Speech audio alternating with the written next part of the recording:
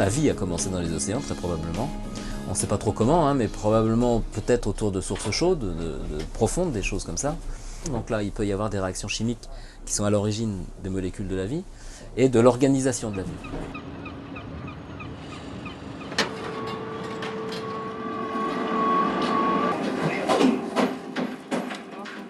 Je suis arrivé en plein chantier, j'arrivais sur un bateau complètement démonté, donc il a fallu le remonter de A à Z pour préparer l'expédition.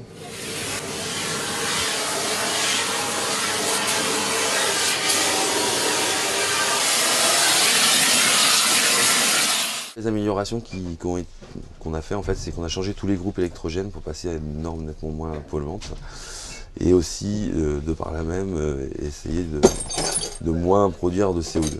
Donc pour ça, on a changé en fait à l'intérieur tout ce qui était lampe et éclairage par des LED, ce qui nous permet d'économiser énormément.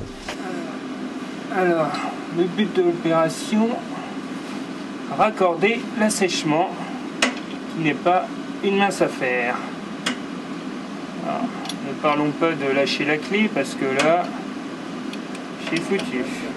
Pour moi, c'est plus un milieu d'hommes, le milieu de la marine. Ça a beaucoup évolué. Les hommes et les femmes séparés, ça ne fonctionne pas quand on est fait pour travailler ensemble.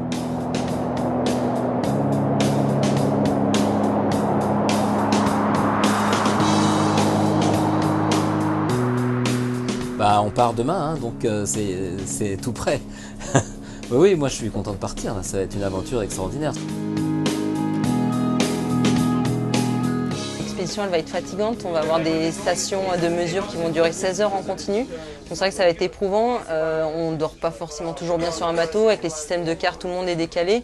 Et c'est vrai qu'il faut que la cuisine, faut que ça soit bon, il faut qu'il y ait en quantité, il ne faut pas que ça soit la goutte qui fasse déborder le vase, donc on essaye de satisfaire toutes les bouches. L'équipage va être composé de 15 personnes, il va y avoir 5 marins de la marine marchande, et il va y avoir 7 scientifiques. Plus après donc des caméramans qui vont aussi se retrouver donc embarqués avec nous.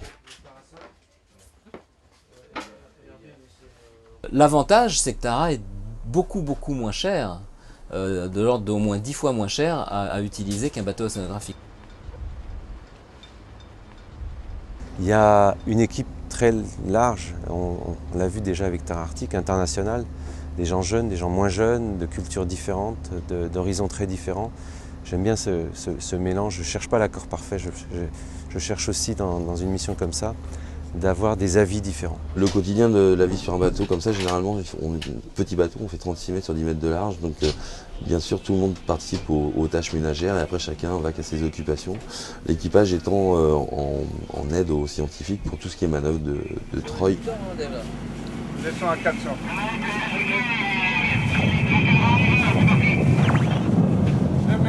Dans chaque litre d'eau, il y a des milliards d'organismes, depuis les virus jusqu'aux larves de poissons. Et donc tout ce système est à la base de la chaîne alimentaire océanique, mais aussi joue un rôle très important dans la régulation du climat, puisqu'il y a des algues microscopiques unicellulaires qui produisent une grosse partie de l'oxygène qui est présent dans l'atmosphère qu'on respire, et qui sont aussi impliquées dans le piégeage du CO2 qui est relâché dans l'atmosphère. J'ai pas vu la boîte, j'ai pas vu les étapes. J'ai validé les étapes, et puis progressivement on va... Ah oui, il m'a dit que c'était pire qu'on est pas reparti. Bah, il m'a dit l'inverse hier. Ah bah aujourd'hui. Oui, mais je dois bien avoir tous les papiers pour laisser partir le bateau. Ah, c'est préférable. Ouais. Bonjour.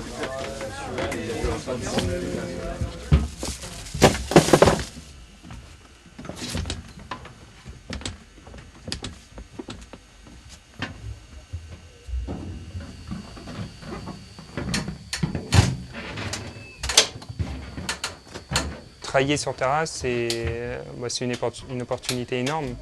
Ça me permet d'entreprendre une action concrète et de m'impliquer dans un projet beaucoup plus global pour qu'on ait vraiment l'environnement au cœur de toutes les pensées. Hein.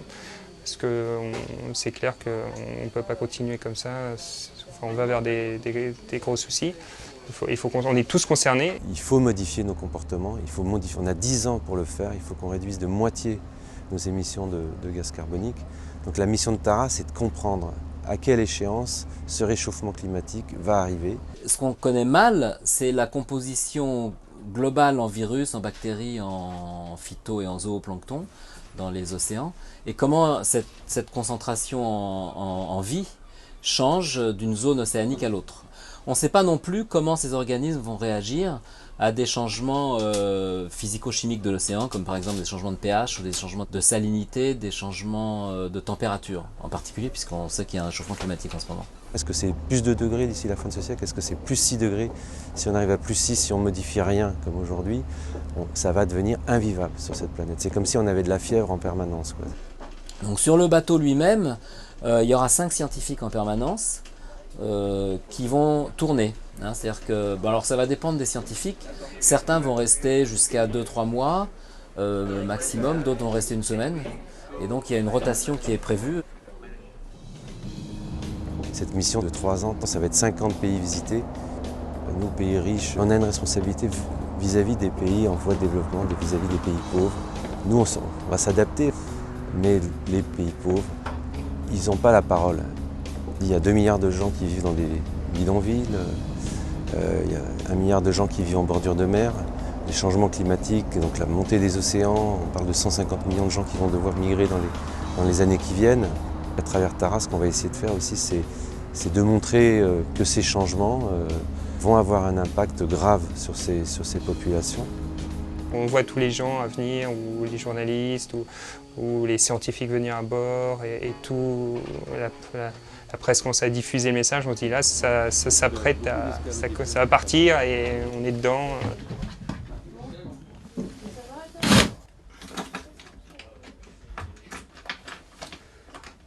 Ouais, j'ai hâte de repartir parce que ça fait un petit moment qu'on est ici, tout marin de repartir à la mer.